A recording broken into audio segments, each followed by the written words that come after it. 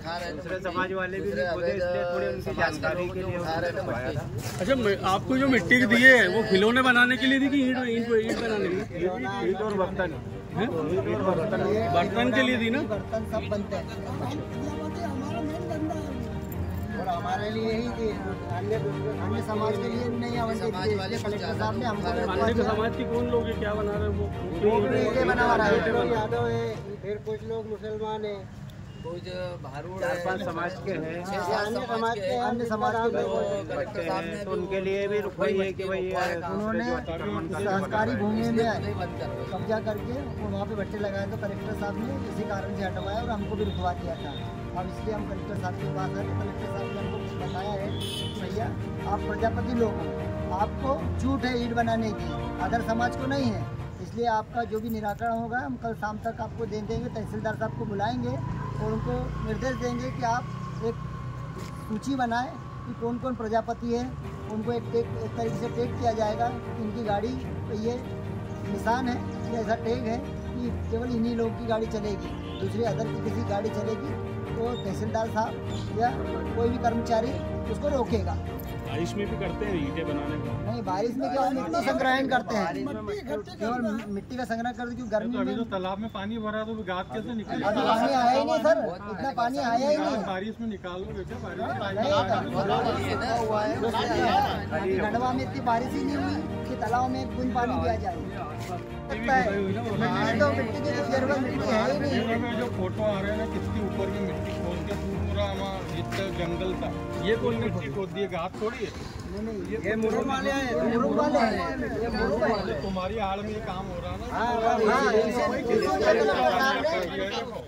पूरा बंजर कर दिया जमीन, इसीलिए कलेक्टर साहब ने उनकी गाड़ियाँ रुकवाई। मट्टी घाट की है और खुदाई हो रही है तो गलत है। ये गलत है ना, हम भी समझ रहे ना, इसलिए तो सही करा रहे हैं। तो इलाका पूरा उजड़ गया, खराब हो रहा।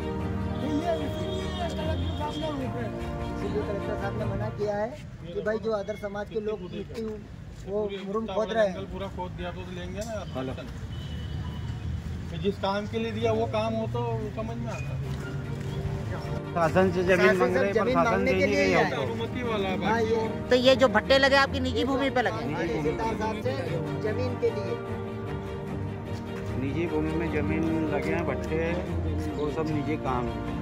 और हमको जबकि शासन के द्वारा जमीन भी अलाउ होती है भट्टे लगाने के लिए, हाँ, तो उसके लिए भी आए थे, तो कलेक्टर साहब ने दिया है आपको जमीन मिट्टी दे दी है। अच्छा, आप लोगों को अभी तक शासकीय भूमि कभी अलर्ट नहीं हुई? शासकीय भूमि अलॉट हुई थी सन 2015-16 में, हाँ, वो भी रिन्यू नहीं करवाने की वजह से शासन ने फॉरेस्ट को दे दी।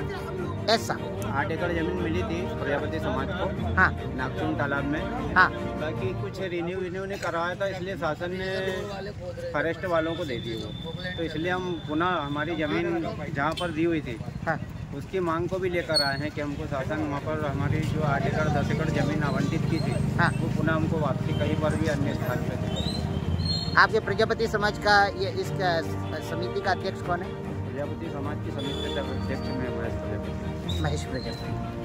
तो आश्वस्त है कि कलेक्टर आगे आपको? कलेक्टर साहब ने आश्वस्त किया है, कल तक का समय दिया है, उसने बोला है कि आपका काम हो जाएगा, पूरा आश्वासन दिया है कल तक। अध्यक्ष महोदय, आज कलेक्टर महोदय से मिले तो क्या बात क्या हुई, खोलकर बताइए। कलेक्टर महोदय से मिले तो उन्होंने हमारे प्रजापति समाज के लोगों के लिए जो मिट्टी की समस्या आ रही थी उससे निजात दिलाने के लिए उन्होंने हमको नागचुन तालाब में ज़मीन आवंटन करने के लिए आश्वासन दिया हुआ है। हाँ। और उसके साथ साथ ये भी कहा है कि अगर गैर समाज ईंट भट्टे का व्यवसाय करता है या भट्टा लगाता है तो उस पर भी कलेक्टर महोदय ने कहा है कि उसके खिलाफ हम कड़ी कार्रवाई करेंगे और उसकी सूचना मिलेगी तो हम तुरंत जाएंगे और कड़ी से कड़ी कार्रवाई करेंगे और जो उनके वाहन जब्त किए जाएंगे वो भी राजसात किए जाएंगे। यह हमें कलेक्टर साहब ने आश्वासन दिया हुआ है। तो इससे हम प्रजापति समाज के लोग यही हम भी शासन का सहयोग करना चाहते हैं और शासन हमारा सहयोग करना चाहता है, तो हम इस कड़ी में बढ़ चढ़कर हिस्सा लेंगे और अच्छे से अच्छा कार्य करके कलेक्टर साहब को बताएंगे कि सब प्रजापति समाज खंडवा में एकजुटता की ओर अग्रसर है। अच्छा आदरणीय, आपके नागचुन में आसपास में अवैध उत्खनन हो रहे हैं, केवल मिट्टी के ही नहीं, बाकी गिट्टी और इनके भी हो रहे हैं अवैध, तो क्या इनके लिए आप लोग जागृत नहीं रहते हैं? क्या इसकी सूचना आप क्या शासन को नहीं देंगे? ये भी जागृत है और समय समय पे हम शासन को सूचना देते हैं पर कुछ कमजोरियां रहती है शासन की ओर से भी कि समय पर वहाँ पहुँचती नहीं, उससे पहले गाड़ियाँ हटा ली जाती है, भाग जाते हैं। तो इससे भी बहुत बड़ा उनको फ़ायदा मिलता है अतिक्रमणकारियों को, और गड्ढे बनाने में भी उनका बहुत बड़ा सहयोग है। और जितने भी नागचुन में बड़े बड़े गड्ढे और खदानें बनाई है, ये सब अवैध लोगों ने बनाई है, प्रजापति समाज को उसमें कोई हाथ नहीं है। और जितने भी है सब यादव, गौली, मुसलमान और अन्य समाज वालों ने पूरे अतिक्रमण करके बड़े बड़े गड्ढे बनाए हैं, जिसका कि प्रजापति समाज के ऊपर उसका भार डाला जाता है। अच्छा। हमने कलेक्टर साहब को भी आश्वस्त किया है कि हमें मिट्टी की खाली 6 से 7 इंच की ज़रूरत होती है, 7 इंच मिट्टी। अच्छा। हमको कोई 10 फीट 20 फीट गड्ढा बनाते हैं, उसमें हमारी ईंट बनती नहीं है। तो हमने कलेक्टर साहब को ये भी अवगत कराया है कि हमको तो खाली 1 फीट के अंदर मिट्टी निकालते हैं और साफ़ सुथरी निकालते हैं। और गाद भी बिल्कुल जहाँ पानी सूखा हुआ है, जहाँ पानी कम हो गया है, वहाँ से गाद निकालने के लिए हमने अनुमति मांगी है। तो उसमें भी कलेक्टर साहब ने हमें आश्वस्त किया है कि आपका काम कल तक। यानी जो नागचुन के आसपास में भारी भारी गड्ढे दिखते हैं, उससे प्रजापति समाज का कोई लेना देना नहीं है। वो दूसरे अदर समाज का है जो मुरुम बेचते हैं, हाँ। मुरुम का व्यवसाय करते हैं, ये उनका काम है। ये अतिक्रमणकारियों का काम है, प्रजापति समाज को उसमें कोई अस्तित्व नहीं है। धन्यवाद।